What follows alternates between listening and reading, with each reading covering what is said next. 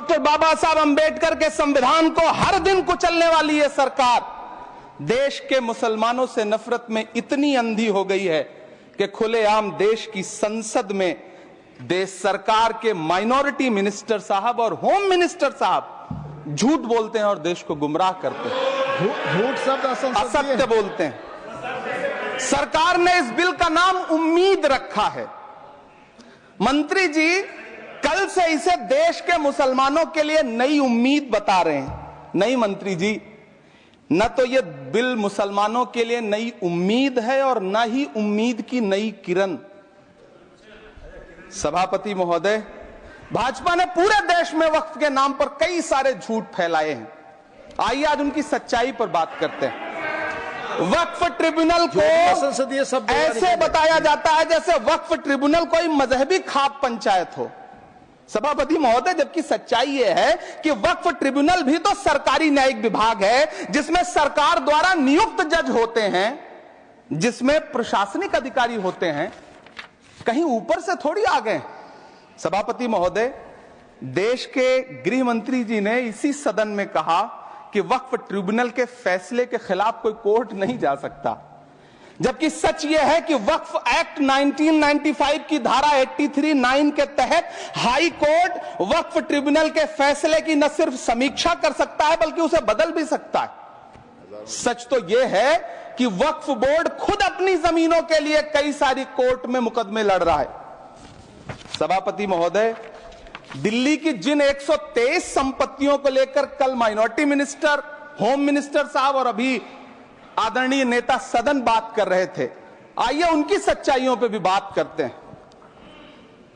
1911 में जब अंग्रेजी हुकूमत ने कोलकाता के बजाय दिल्ली को राजधानी बनाने का फैसला किया तो रायसीना हिल्स के चारों तरफ जो मुसलमानों की ढेर सारी जमीनें थी उनको एक्वायर किया गया और लुटियन को इसकी तामीर की जिम्मेदारी सौंपी गई।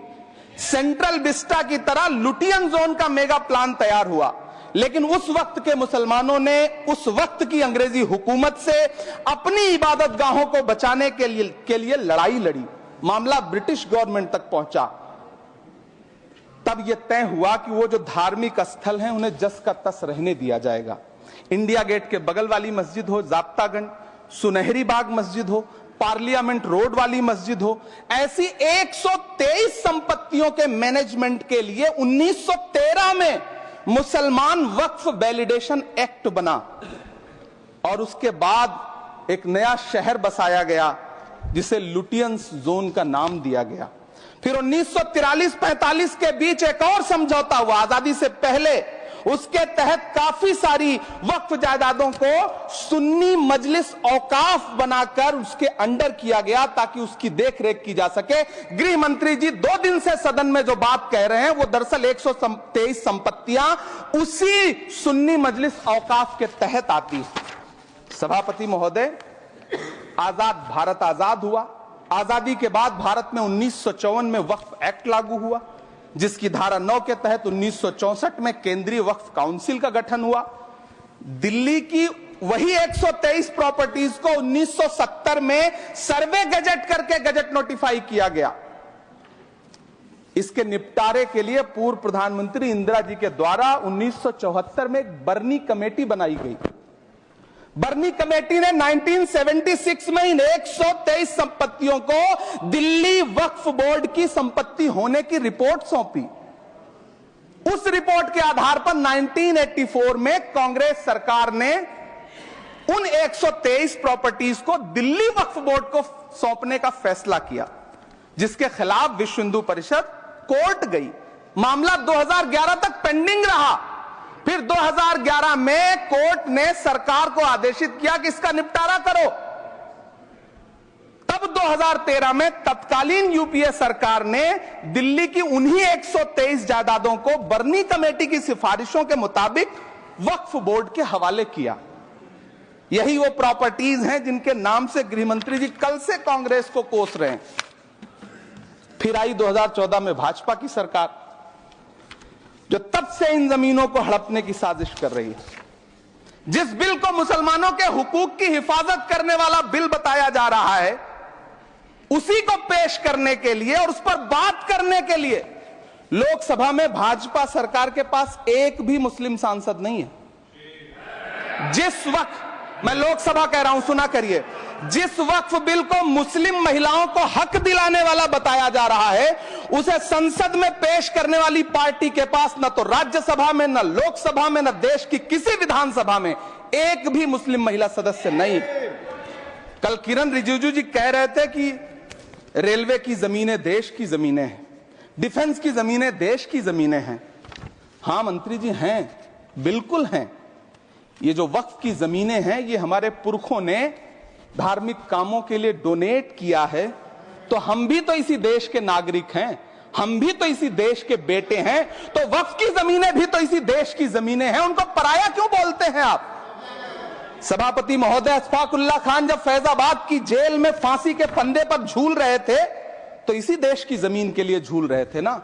सभापति महोदय, अंडमान की जेल में काला पानी की सजा काटकर अपनी जान देने वाले मौलाना फजले हक खैराबादी हो या शेर खान अफरीदी हो, वो भी तो इसी जमीन के लिए अपनी जान दे रहे थे ना।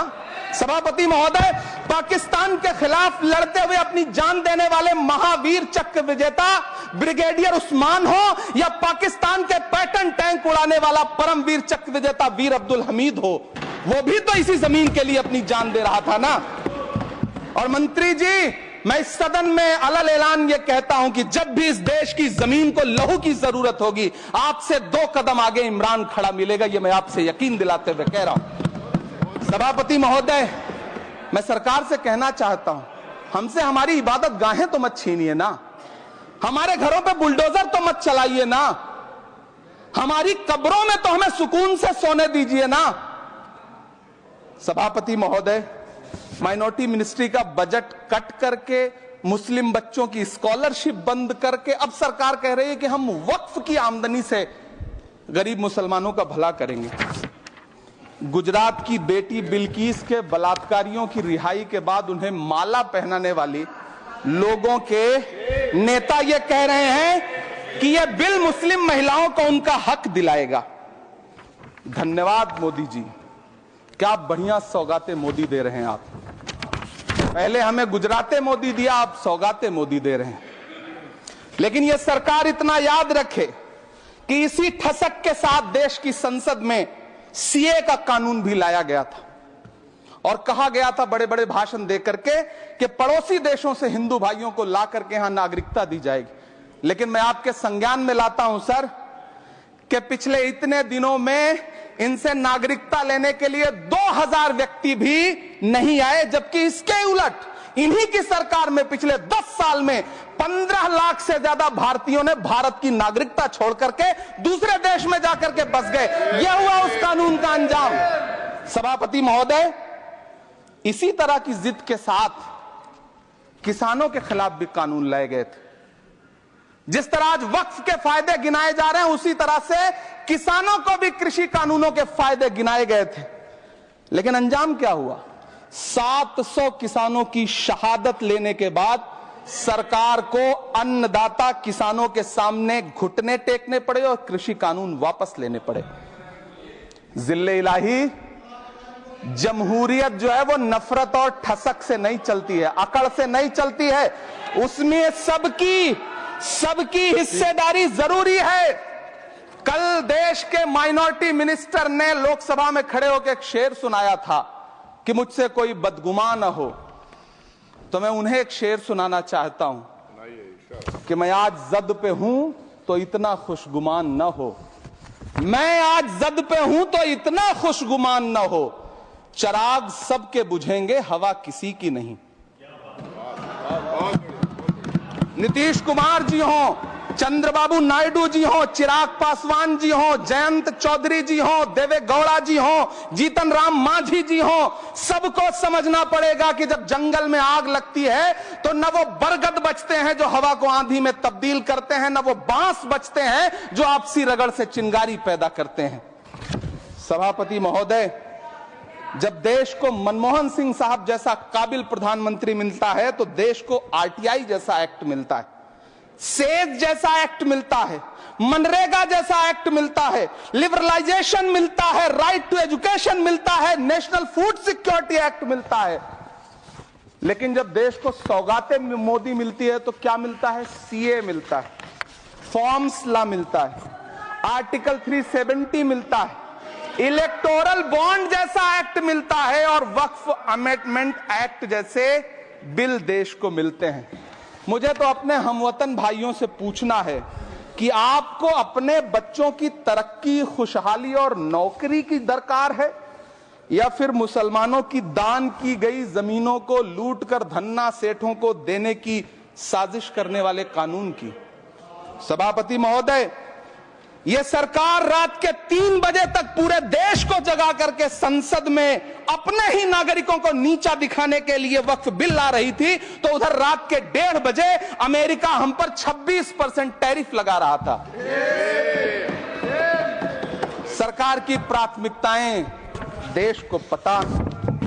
सभापति महोदय, मैं बहुत भावुक हूं आज, और मुझे अच्छा लगा कि आदरणीय नेता सदन जगत प्रकाश नड्डा जी ने बहुत अच्छी बातें भी की, मन से बातें की। क्योंकि उनके नाम में प्रकाश जुड़ा है तो मैं उनमें हमेशा एक रोशनी की किरण देखता हूं। मैं उनके सामने बहुत अदब से यह बात कहना चाहता हूं कि चिरागों के सफर में दबदबा हो आंधियों का तो फिर अंजाम जुल्मत के सिवा कुछ भी नहीं होगा। यह दुनिया नफरतों के आखिरी स्टेज पर है, इलाज इसका मोहब्बत के सिवा कुछ भी नहीं होगा। मैं भावुक हूं, मेरी पलकें गीली हैं। अगर देश की एक बहुत बड़ी आबादी को लगता है कि आप उसका भला करने के लिए नहीं बल्कि उनकी इबादतगाहों, उनकी कब्रिस्तानों, उनकी खानकाहों को बर्बाद करने का बिल ला रहे हैं, तो फिर आप अगर समझाने में नाकामयाब रहे हैं तो यह आपकी नाकामयाबी है। पहले समझाइए, उसके बाद कोई बिल लेकर के आइए, तब शायद हम आपका इतनी पुरजोर तरीके से विरोध ना करें। लेकिन सभापति महोदय, मैं अंत में सिर्फ इतना कहना चाहता हूं कि इस बिल में जो भी पॉइंट्स दिए गए हैं, बॉम्सी पोर्टल देख लीजिए, सरकार का झूठ आपको पकड़ में आ जाएगा। हम डरे नहीं हैं, हम सिर्फ सरकार से अपील कर रहे हैं कि हमें अपना समझिए। हम आपके अपने हैं, इस देश के नागरिक हैं, और आप ताकत में हैं। संख्या बल के आधार पर बिल हो सकता है आप पास करा ले, लेकिन आपको यह बात समझनी पड़ेगी कि हम तो वो तारीख हैं, जहनों में रहना है जिसे, कागजी पुर्जे नहीं जो फाड़ डाले जाएंगे। जिस जमीन पर मैं खड़ा हूं यह मेरी पहचान है। आप आंधी हैं तो क्या मुझको उड़ा ले जाएंगे? आपको यह बात समझनी पड़ेगी।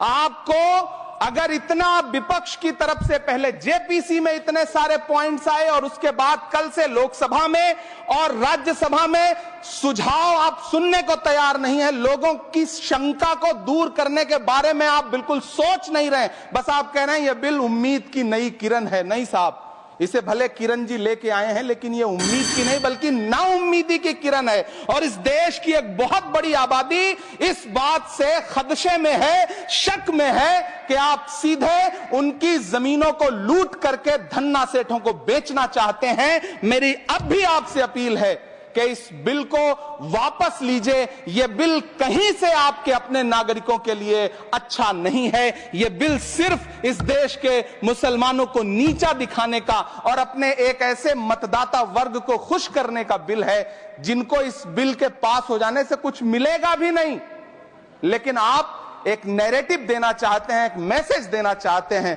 मेरी आपसे अपील है कि कृपया ये जो सबका साथ सबका विकास का नारा है, इस नारे को रत्ती भर तो चरित्रार्थ कर दीजिए। बहुत बहुत धन्यवाद।